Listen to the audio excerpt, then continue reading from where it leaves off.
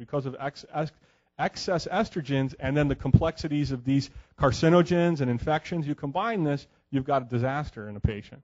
You've got all kinds of inflammation, but you have to treat the causes of those inflammation. The diet should be vegetables. Here's the thing. How many people have heard the vegetarian diet is the key, forks over knives, and all this wonderful, the China study? You've heard this stuff before? Why it works so well is because finally people are going to say, when you're a vegetarian, ideally the first thing you do is you think of vegetables, because before then you never did. Am I correct? Finally you go and look at the menu, or you go to the grocery store and you start buying vegetables. The problem isn't meat, it's the fact that you're not eating enough vegetables. So number one, organic vegetables, colorful, greens, lots of them, abundant, because your body does well on them. Fruit. And of course, for diabetics, everything in proportion here, because fructose can turn to glucose, and you don't want to accelerate that too quickly. But fruit has an awesome component, colorful. See, how many of you, most of your diet, honestly, is composed of vegetables? Okay, look around you. Look around you. This is why we're dying. See? Do you see what I'm trying to say? Now, how many of you, most of your diet is composed of grain and meat? All of us. This is the problem. And it's because it tastes so good. But you can learn how to make that change. The other part, when you eat meat, your meat needs to be grass-fed, antibiotic, and hormone-free. Why? Because then it contains conjugated linoleic acids, B12, a whole number of cancer-preventative properties, and healthy fats. Here's how it works. You've heard of acidity and alkalinity, right? And some people don't fully understand that. All that is a talk of energy in the body in the form of ions, like electricity, okay? When you eat this way, you develop a lot of good electrons, so the body has more energy, right? You're eating food that contains energy, it passes that on to the cell on a cellular level. The only way you insulate energy or electricity is through what? And when you talk about a copper wire, you put rubber around the copper wire. The cell insulates it through the phospholipid bilayer or the membrane, which is made of fat. So if you replace healthy fat in the diet, you hold the energy that you're putting in the body when you're eating. That's pretty cool. So a lot of the people that are eating a lot of vegetables are constantly putting in good energy, but if they're not eating healthy fats, they're not storing it. They can't insulate it. And we can actually measure this. We can actually test this in your body. And that's what we can do. When you do that, now you have tremendous power over what you're doing with the way you're eating, the way you live. You can pinpoint your energy immediately, and you can see how it's dropping. And food is very powerful. And then grains, there are some people who do well on grains. Not a lot of people, but the type of grains are more hypoallergenic grains, grains that don't cause a lot of digestive problems like brown rice and quinoa, not these kinds of grains. But be honest, we don't eat like this.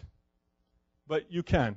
And the basic part of eating like this is getting the right psychology behind the power of food and what your purpose of I always tell people, our life, we're not randomly born. We weren't just thrown on the earth to just run around and have fun. We're here, we're on a mission. And from my perspective, and I say this very clearly, from my Christian perspective, my body is designed to glorify God in everything I do.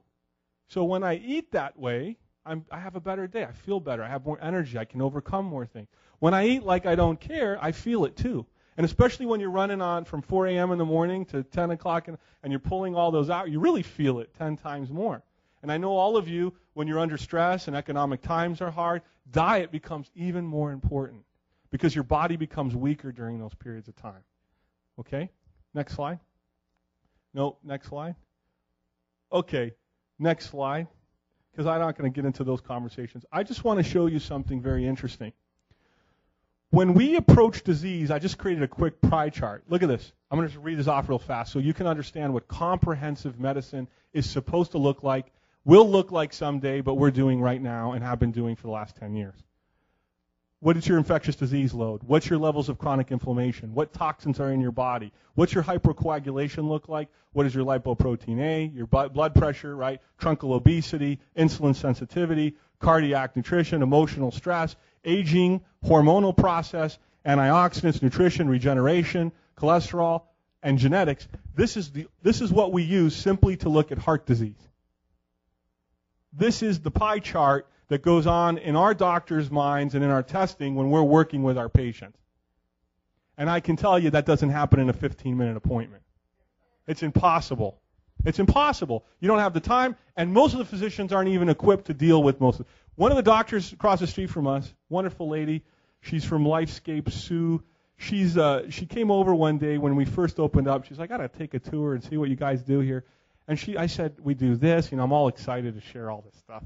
Finally somebody from the other side comes over and I get to go take a look at all this, And she looks at all this and she says, this reminds me of what the Mayo brothers did almost so many years ago. They were pioneers in their time. And I said, well, look at all the stuff we're doing. And she says, I couldn't even bother testing for some of that because we wouldn't even know how to treat it. She was being honest. What is she going to do with a chronic viral infection? You can't put people on interferon. What is she going to do? She's not equipped. She's not trained. So over the years, we've developed programs to train doctors and help other doctors and other facilities to start thinking this way, because this way means you live longer and you have a better quality of life. Next slide. So, turn the key. This is how we treat patients no matter where they are, anywhere in the world. When patients contact us from Japan, Canada, anywhere, they come in, we have a process in where we evaluate what we can do to help you. Now, you that live here can come into our clinic and be evaluated at that level and be treated specifically to what you need and be treated to what your body needs specifically.